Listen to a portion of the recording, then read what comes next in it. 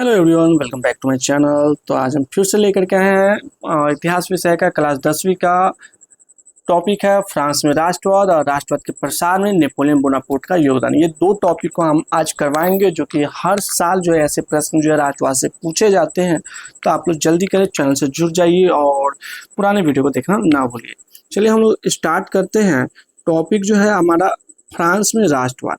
जैसा कि आपको पता है 1789 की फ्रांसीसी क्रांति के बाद से जो है राष्ट्रवाद का विकास जो है बहुत तीव्र गति से होना हुआ स्टार्ट हो गया।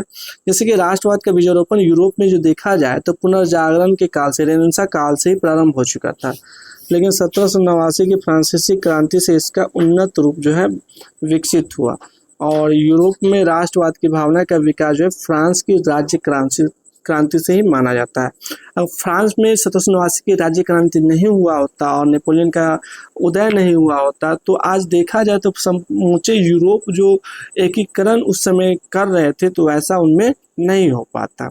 चलिए अगला नेक्स्ट टॉपिक क्या है, राष्ट्रवाद के प्रसार में नेपोलियन बोनापार्ट का योगदान।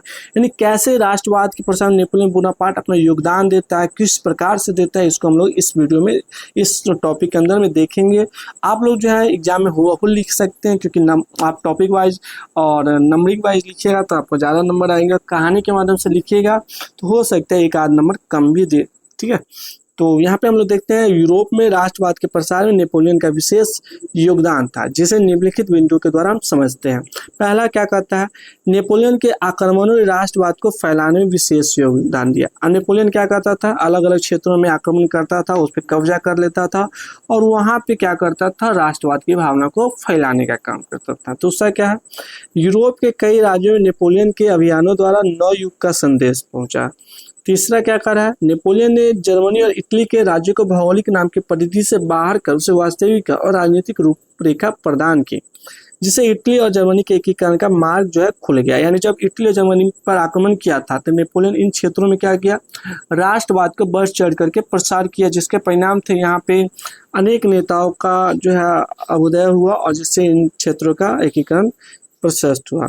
दूसरी तरफ नेपोलियन की नीतियों के कारण फ्रांसीसी प्रभुत्व और आधिपत्य के विरुद्ध यूरोप में देशभक्तिपूर्ण विक्षोभ भी जगा। यानी वहाँ पे जो देशभक्त कह सकते हैं राष्ट्रीय प्रेम और राष्ट्रीयता की भावना नहीं थी वो अब जग चुका था लोगों में, ठीक है। इस प्रकार से कह सकते हैं नेपोलियन द्वारा किए गए कार्यों ने यूरोप में राष्ट्रवाद को फैलाने का काम किया और इसमें सहायता किया। तो ये था राष्ट्रवाद के प्रसार में नेपोलियन का योगदान। आपको वीडियो कैसा लगा आप लोग कमेंट में जरूर बताइए। मिलते हैं नेक्स्ट वीडियो में, तब तक के लिए जय हिंद।